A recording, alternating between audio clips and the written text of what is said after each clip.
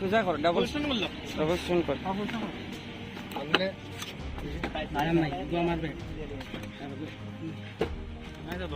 না না নাই এইটা কত আর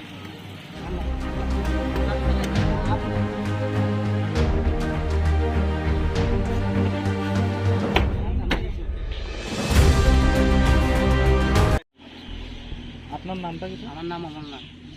বাড়ি কই? বাড়ি দিগলবাগ। আপনি যে বাইকটা যে পাইছেন, কে চুরি করছিল বা কে রেখা গেছিল এই ব্যাপারে কি কিছু কিছু ধারণা নাই। আমার যে ফোন করছে এখানে সোমনাথ থেকে ফোন করতে পাইছি, তারা একজনে বলে দেখছে সকালবেলা এখানে গরু দিতে আইছে সময় 6টার সময় 5টা 6টার সময় এখানে দেখছে বাইকটা ফালানি, তাই নাকি এখানে সোমনার মধ্যে কথাবার্তা করছে, আলাপ আলোচনা করছে, করার পরে ওই কেস স্প্রেড হয়েছে, হওয়ার পরে আমার কানে বলেছে আমি এখানে ফোন করি। আপনার কি সন্দেহ আছে কেউকে? এমনি তো দাদা আমার কেউ আমার সন্দেহ কেউ উপরে নাই বা আমারও শত্রুতা নাই।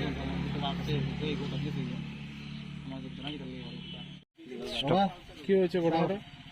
ঘটনাটা দাদা গত শুক্রবার বিকাল 4টার সময় আমি চিলড্রেন পার্কের সামনে বাইকটা রাখছি। প্রত্যেক দিনই এখানে বাইক রাখি সবসময়। তো রাখার পরে আমি আর লক্ষ্য করছি না বাইক কিছুক্ষণ এখানের মধ্যে আসলো। তো সন্ধ্যার দিক দিয়ে যখন বৃষ্টি দিছিল, জ্বর তুফান দিছিল, কারেন্টও আসে না তখন। আর আমি ওই তখন আমি বাইরে যেতাম করি বাইকের খবর করছি, মানে বাইকটা নোয়া দিয়েছি। আর একটা হঠাৎ করে চাইয়া দিকে যেখানে বাইরের সেখানে কোনো বাইক নেই, কোনো কিছু নেই। ওই খবর পড়ছে যে আমার বাইকটা নাই চুরি হয়েছে।